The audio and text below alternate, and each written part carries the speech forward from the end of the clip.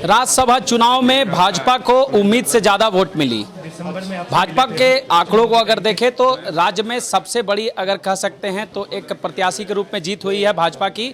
हमारे साथ भाजपा के जो राज्यसभा सांसद हैं दीपक प्रकाश जी। दीपक जी, जो उम्मीद किया जा रहा था उससे भी ज़्यादा वोट मिला आपको। देखिए, ये इस बात का प्रतीक है कि भारतीय जनता पार्टी और एनडीए गठबंधन और केंद्र सरकार के प्रति आज भी विधायकों के मन में एक बड़ा विश्वास है और उसी का परिणाम है कि सत्ता पक्ष को 30 और हमको विपक्ष को 31 सीट मिला है।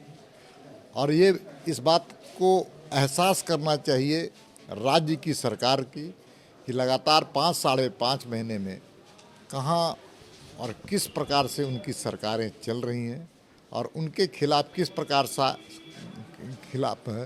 सड़क से लेकर के विधानसभा में जन आक्रोश है। चेतें, सचेत हों, नहीं तो आने वाला समय में 41 हमारे साथ नजर आएगा। अच्छा, पिछले चुनाव में देखा गया था कि जो विधानसभा चुनाव हुए कि काफ़ी लोग बिखर रहे थे, लेकिन इस चुनाव में सबको जोड़ते हुए आपके साथ अमित यादव भी आए, सरजू राय भी आए और तो और दूसरे जो दल के हैं विपक्षी दल के वो भी एक प्रत्याशी ने आपको एक विधायक ने वोट दिया है। देखिए, ये सच है कि सरजू राय जी और अमित यादव जी भारतीय जनता पार्टी में नहीं हैं, लेकिन सच उससे भी बड़ा है कि वो भारतीय जनता पार्टी के वैचारिक अधिष्ठान से अलग नहीं हुए हैं। वे सांस्कृतिक राष्ट्रवाद से अलग नहीं हुए हैं, हमारे कार्य प्रणाली से अलग नहीं हुए हैं और आज भी उनकी आस्था इस भारत माता को परम वैभव तक पहुंचाने पर है।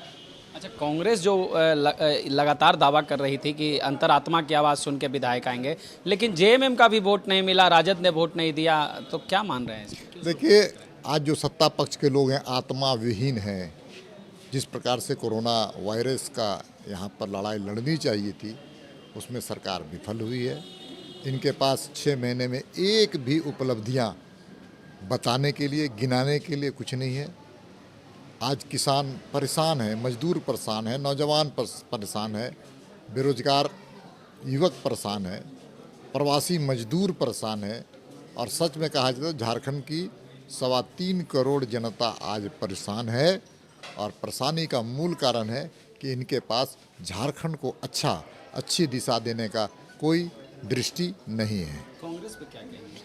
कांग्रेस तो झारखंड में, मेरे अंगने में कांग्रेस का कोई काम नहीं है। झारखंड में कांग्रेस विहीन राजनीति लंबे समय तक अब चली है। आगे भी कांग्रेस का अस्तित्व अब समाप्त होने वाला है। इसलिए समाप्त होने वाला है कि जो सरकार में वो हिस्सेदार हैं उनको मुख्यमंत्री पर विश्वास नहीं है, उनको झारखंड मुक्ति मोर्चा पर विश्वास नहीं है, इसलिए गुरुजी के खिलाफ उन्होंने उम्मीदवार खड़ा करने का काम किया था। अंतिम सवाल है, अगर राजनीतिक परिप्रेक्ष्य में देखें तो ये जो वोटों का जो जुटान हुआ आपके पक्ष में, इसको किस रूप में ले रहे हैं? अगर राजनीतिक रूप से एक सामाजिक कार्यकर्ता, एक राजनीतिक कार्यकर्ता की जीत हुई और मैं कह सकता हूँ एक सामान्य कार्यकर्ता जो भारतीय जनता पार्टी के प्रति आस्था, उनके सैद्धांतिक अधिष्ठान पर आस्था और कार्यकर्ताओं के काम करने का एक प्रतिफल है, फल है, हमको अच्छा मिला। लेकिन इस जीत में एक एक कार्यकर्ता अपनी जीत समझ रहे हैं, क्योंकि मैं कार्यकर्ता की जात और जमात का हूं। तो राज्यसभा चुनाव में भाजपा की जीत एक संकेत भी है आगामी आने वाले राजनीतिक परिप्रेक्ष्य में अगर देखें झारखंड के लिए, क्योंकि भाजपा के पक्ष में जिस तरह से कई वोटें जो है गोलबंद हुई हैं, कई विधायक गोलबंद हुए हैं, तो कहीं ना कहीं आने वाले समय में राजनीतिक रूप से एक दूसरी भी चीज़ें देखने को मिलेगी।